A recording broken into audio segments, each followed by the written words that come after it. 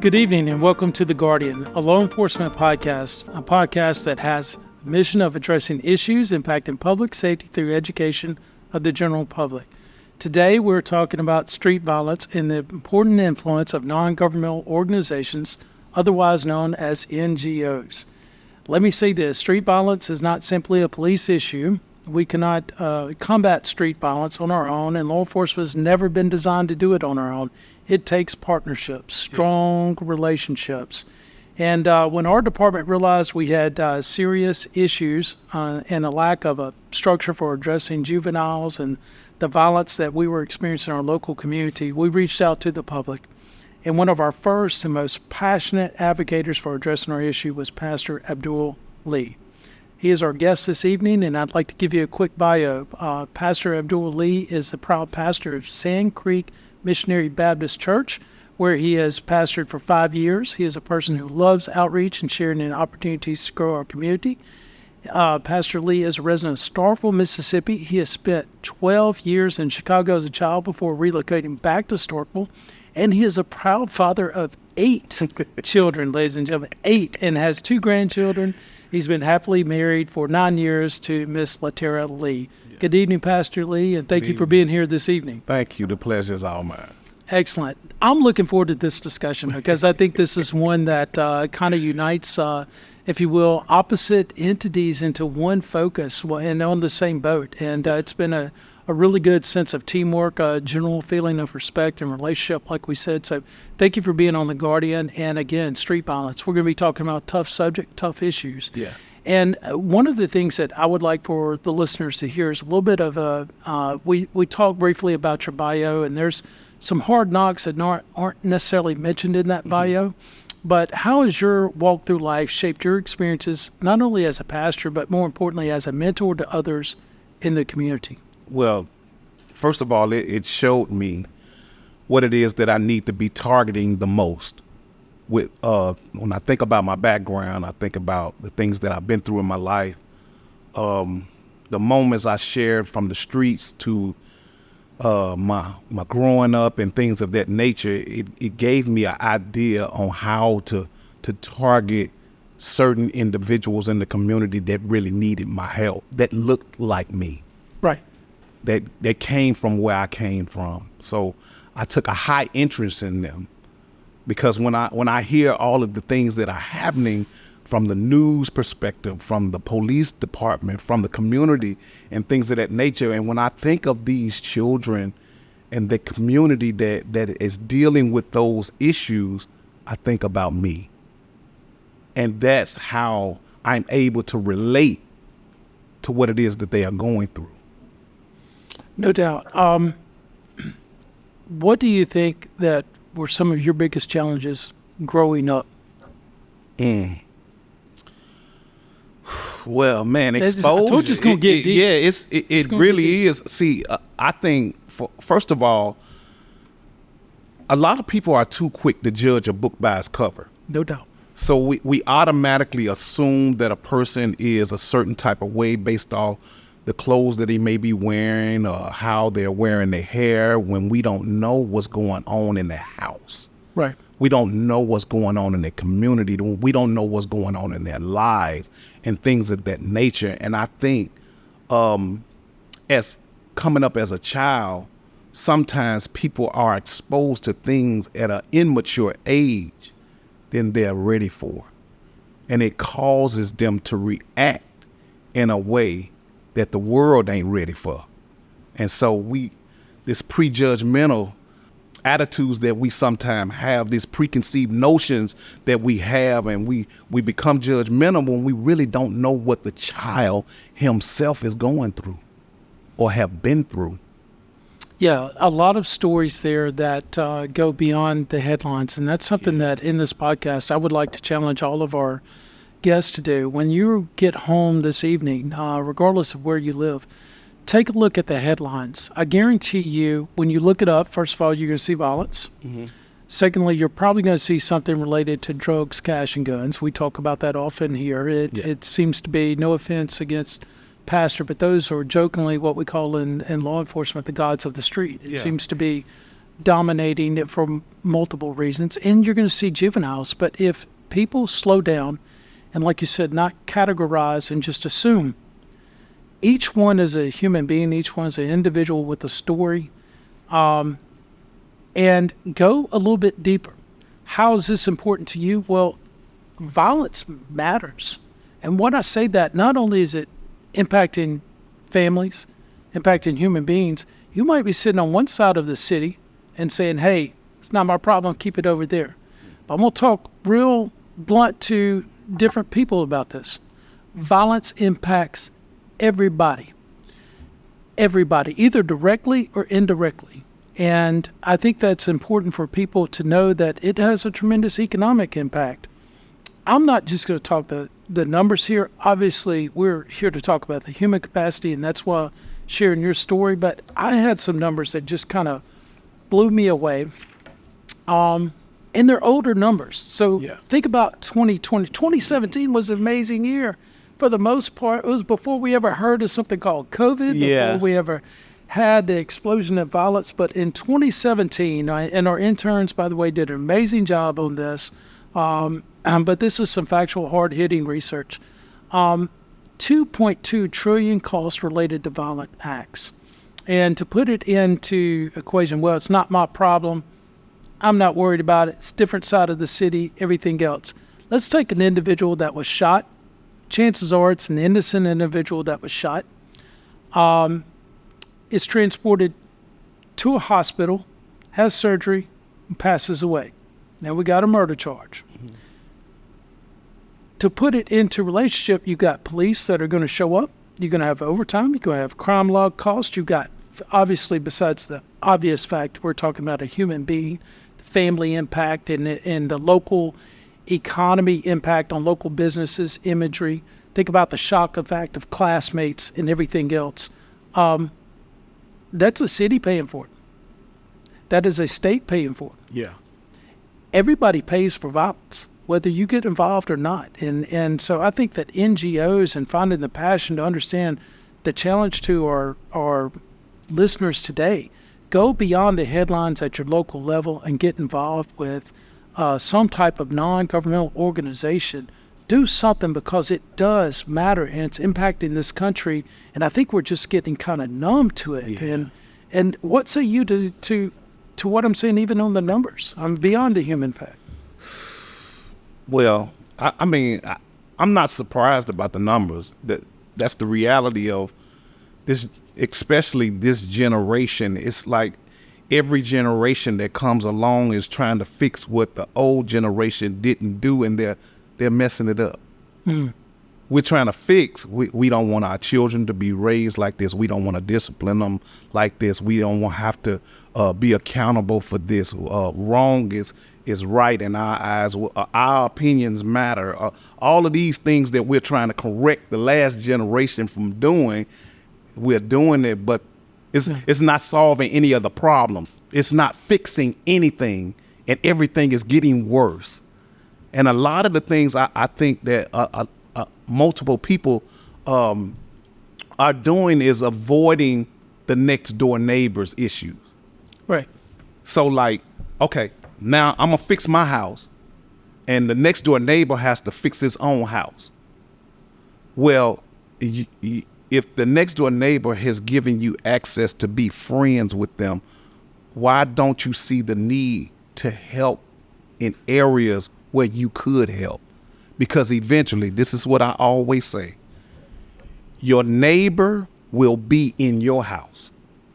Yeah, you can try all you want to do the right thing by your own children, but if your children comes outside the house and be influenced by your neighbor, and what your neighbor influenced your child with is better than what you influenced them with, then your neighbor is now in your house. Yeah. And see, a lot of people have become extremely selfish to think that all I have to worry about is getting my house right. It don't work like that. And I try to come in and be solely focused on the whatever it is that we're talking about strictly without bringing the Bible, but it's extremely difficult not to at least bring Jesus into the equation once, twice, maybe 3, 4 times during this segment. But Christ often told us the commission was to go. He said, you got to go. And that means I need you to go so you can affect the rest of the world. And now we don't have anybody going, they're sitting. And they're only concerned about their own house. And if we don't watch it, and it's already happening, Chief, you can testify to this. Your neighbor gonna end up in your house. It might not be your next door neighbor, but it's gonna end up in your house. Yeah. I think that too often times we become numb to the negativity. Yeah. And that's the challenge for, of this podcast. Get involved, because it has very real effect, and it's a domino effect. And it can go a good domino, it can go a bad domino. Yes. In talking about domino effects, I think that there's 2 different types of NGOs, and I'll give 2 types of criminology research, giving credit to our interns. There are those who focus theories upon the individual, and those who focus theories upon the environment. Right. Now, obviously, focusing upon the individual has one big con to that. It requires that individual to give individual effort to pull out of the violent cycle, right? And then there's environmental that I think is really growing kind of in its understanding with time, with research, with anything, with evolution of time. We've grown a lot further than what we did in the 60s, 70s, 80s, 90s. We keep getting better and better and better. And understanding environmental has some progress there. With that being said, I'm curious, as a preacher, you brought it up. You've seen both. I've listened to you carefully. Yeah. You've mentioned kind of on that neighbor side before, hey, if you don't care about one side of the community, it's going to impact the other side for too long. Get it handled here before it grows, right? Take care of the community here before, the negativities. Let's handle the violence, because violence will beget violence. Yeah. Right? But as a preacher, do you care about the individual, or as a mentor, is it about the environment? Which direction do you go? Which one do you think is more effective? In addressing the individuals or addressing the environment individuals are from, or is it both? There's no right or wrong. I'm just both. Curious. It's a both thing for me. Basically, I think even in the environment, you have to deal with the individual. So I expose myself to both. So like I've always said, that's why positive activities are extremely important, because if you're going to take a child out of an environment, you have to have another environment to place them in. And a lot of the times we're telling our children, we don't want you to do this. We don't want you to do that. We don't want you to do that. I don't want you to hang with them. I don't want you to go to this place. But if you're going to do that, they're going to be looking for an environment once you bring them out. So you have to have something to place them in. And whatever it is, it needs to look better than what you took them out of. So as you do that, it gives you an opportunity to become personal with the person. Yeah. One of my classes that I'm taking now is the Introduction to the Youth Ministry. And it said that in order to be an effective mentor, you have to understand the culture that you're dealing with. And a lot of people want to address the issue but not trying to realize what culture. Who are you dealing with? Who are you talking to? Mm-hmm. You can't just come in there and say, listen, you wrong for what you did, this and that. Do you know who you're speaking to? You have to care enough to understand what's going on in the environment and what's going on personally. So if we've got listeners that are hearing this, and maybe they're from a different world, figuratively speaking, and they want to get involved, what do they need to know about culture? What do they need to know about environment to get involved? The simplest thing that they gave us to know what to do is to be observant. Literally, if I go to the church and I speak to everybody in my congregation, they'll tell me what to preach next Sunday. So basically, as you're observing the individual, they're telling you what they're hungry for, what they need, what they desire. Social media has overwhelmed our nation. You have social media, you have so many different platforms that you can use to affect children's lives right there. Right.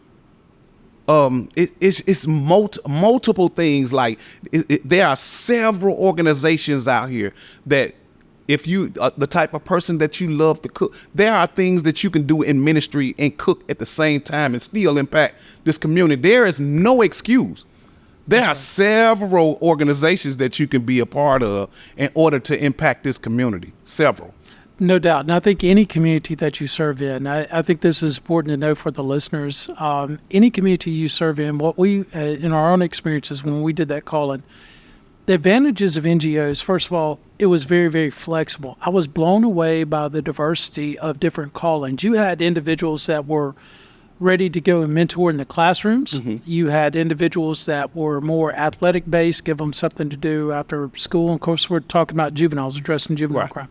You had study assistants that were ready to, hey, it begins and ends with education.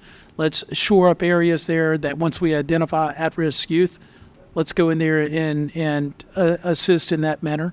You had weekend driven. I really wanted to, we were unsuccessful in a grant for a vehicle, but I wanted to do something that one of our local SROs did successfully in going to Memphis, but to be able to show our children a different world out there, give them the experiences that they haven't had before, to be able to see beyond just, the areas that they only know. And that's very applicable to when you talk about special kids in the inner city of Memphis, inner city of Atlanta, New Orleans, to be able to get them out and get them exposed to a different atmosphere, to give them a little bit of light begets light, to see that light. Right. And so I totally agree with you.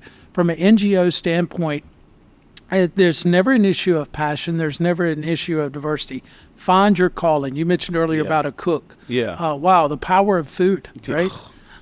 And it might be that you are a counselor of some type. Addiction has been devastating to this nation. Yeah. And a lot of these families are broken down. To be able to contribute to giving someone some type of, inroads or letter of endorsements to get rehab, to be able to get the programs going, that has just been critical, I think, for involvement in the way, to back it up, the way that I saw NGOs truly succeed in total change of subject outside law enforcement is when Hurricane Katrina hit. Uh-huh. We went down there, and New Orleans was taking a lot of the media, but the Mississippi Gulf Coast was just as devastated. Yeah. And it wasn't government. I appreciate the structure and to the state and local law enforcement that all mobilized down there to be able to get supplies and going. But make no mistake about it, South Mississippi and the Gulf Coast made it because North Mississippi, Tennessee, Alabama, it was church structures. It was organizational structures. It was NGOs that said, hey, let's get an 18-wheeler. Let's get them work gloves. Let's get them diapers. What do you need? Right. Ask the question, what do you need? And from that, a system evolved, and the Gulf Coast was able to rebuild and stabilize, first of all, and then rebuild. But the advantages of NGOs, far beyond that, what government could ever possibly do. And what I'm saying is, Katrina was a crisis. Yes. And I'm not one that's trying to be negative, but violence in this country, this isn't just an awakening. I've been doing this since age 21. I'm 52 right now. Yeah. Violence has never been at this level, and what we've seen in the past few years. We have to be able to change what we're doing, and law enforcement cannot do this on its own. And I know I'm starting to preach right now, but get involved, be able to find a way. Now, you had mentioned some subject matter earlier. Let's talk about that. Some of your concerns, you said, Chief, I'm on this platform. Let me talk about it. Yeah. So go ahead. The floor is open. Sir. Okay. So a lot of the times, though, as a community, overall, we've seen so much happen. You can't hide from social media now. Everything is out there.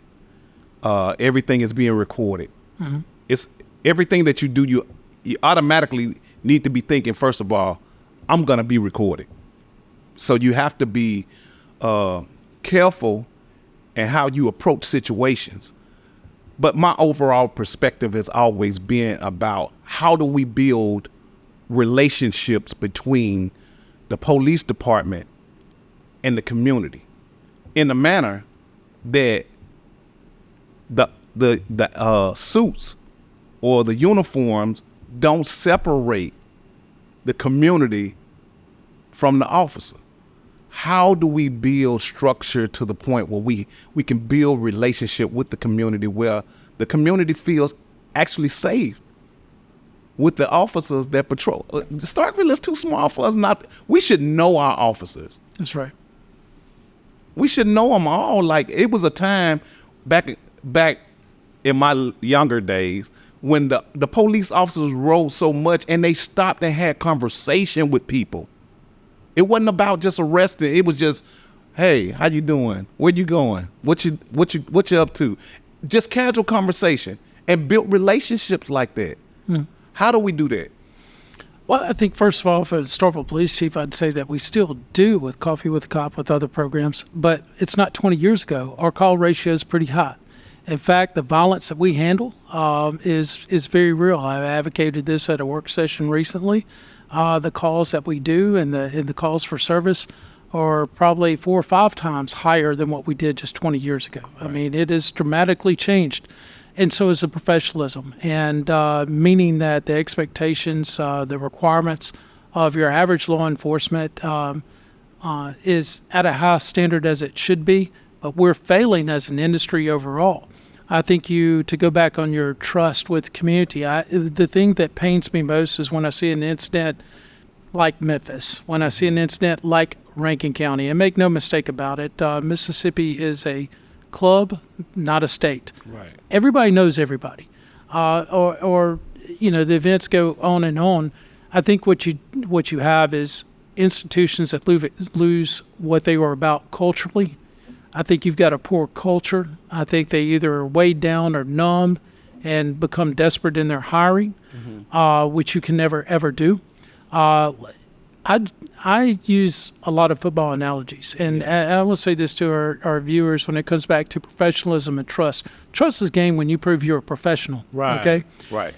I could give you a badge and gun, just like I could throw you a football and we can go out and play backyard football. I use football players for this. In backyard football, you tackling, throwing the ball, you running, you kicking it, you playing football. Yeah. Anybody can be a football player. Not anybody can be a professional football player. A professional football player, when he walks through the room, should be no guessing who they are and what they're about. Their language is different. Their commitment is different.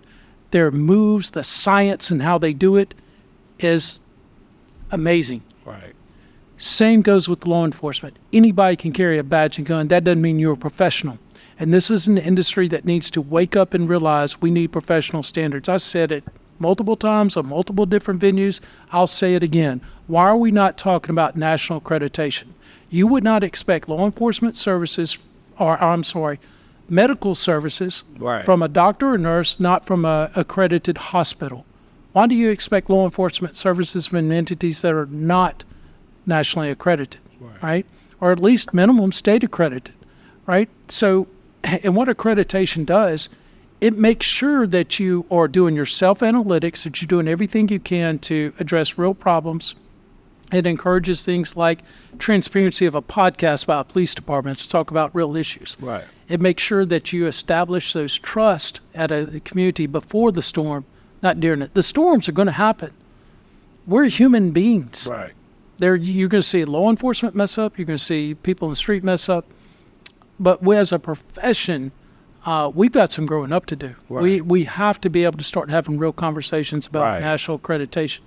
To go back on your trust, I think trust is born through saying what you're going to do what you're going to say, live to the standard that you set for yourself. Yeah. Recognize you're not a superhuman being, but you better have that approachability with your community. We're talking at a local level.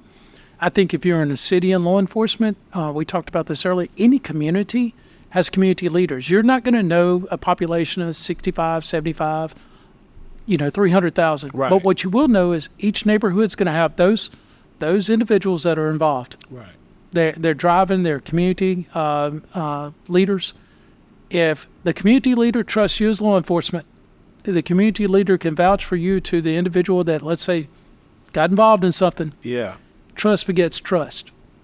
I might not know the people you know. You're not going to know the people I know. Right. But if I put my name on you and say I trust him, guess what? Yeah. Lowers that wall. That's what I would say to community trust. Yeah. Right. Yeah. So let me ask you this though, Chief. Like, so have you come up with a plan where I hear you mentioned coffee. Coffee with the cop. Coffee with the cops. Like, have you thought about maybe forming some moments when community leaders can really sit down with a lot of your officers to get more acquainted with them? And when you mentioned the word realistic, and when I'm talking about more on a realistic level, to the point where you can, as a leader, at least the leader can get an opportunity to sit down and talk and see what type of person that they're dealing with, how they can structure, how can they maneuver, how can they come back and say, Chief, I think this is a really good guy. Oh, this guy right here, he might need a little work. And we see some things here, and it don't have to be brought to the public. It can be addressed through you. How can we fix moments like that where we can kind of deal with these issues on that level? Yeah, I think that, first of all, let me say, I think you're talking about a system integrity situation. So I think as an administrator, effective, let me stress that word, effective administrators take every complaint seriously, and they have very thorough processes in addressing complaints. I think that's the first step. I think as community leaders, you have to have an open door to administrators, to the chief, to the command level, to the officers. We have a pretty good platform where, we have a riding with a police officer programs. You come in, sign your waiver, and hey, we had a preacher the other night actually that ended up, I'm sure you heard, ended up in a brief pursuit. So he hasn't been back either. So I won't mention any names, but yeah. So I mean, what a great relationship to be able to be and see what these guys do. And ladies, what they do on a what people think doesn't take place on a Sunday night, right? Or on a Monday night. So I think that those doors are open. I think any department needs to open those doors. And again, have faith in the general public that people, regardless of where they live, regardless of background, demographics, social, economic incomes, want the same thing. Right. They really want effective public safety and peace. And I think that's somewhere getting lost in the message there. Right. Yeah. Right. Chief, the ultimate thing is to make sure that we all look at each other as human beings. One thing my friend told me that stuck with me for a long time, I'm talking about it's just been tattooed on my heart ever since he said it, and his dying mother told him this. He said, you don't get a chance to choose who your mother and father is. You just have to live with it. And you have children that are out here that didn't choose their mother or father and come up in the condition, and now that they're in the condition, they react a certain type of way, but that don't mean that they're not human, that they're not a person that needs some attention or some compassion, things of that nature. They didn't choose their parent. And sometimes they get the bad end of the stick because of the environment that they're in. And I just wanted to throw that out there, food for thought, is as you continue to train your officers and things of that nature, that is something to take in consideration, that every child that you should approach, or every individual that you should approach, you should look at them as if they're your own. No doubt. I think that is a great closing note, especially for the listeners that are thinking about getting involved. Listen to those last words there, where he said a lot of people don't have a choice, and but it doesn't mean that the circumstances can't be changed. Right. Don't go numb to the headlines. Read a little bit deeper. And Pastor Lee, thank you for being on The Guardian. Thank you, man. The pleasure was all mine. Absolutely. Yes, sir. Take care. Thank you, Dad.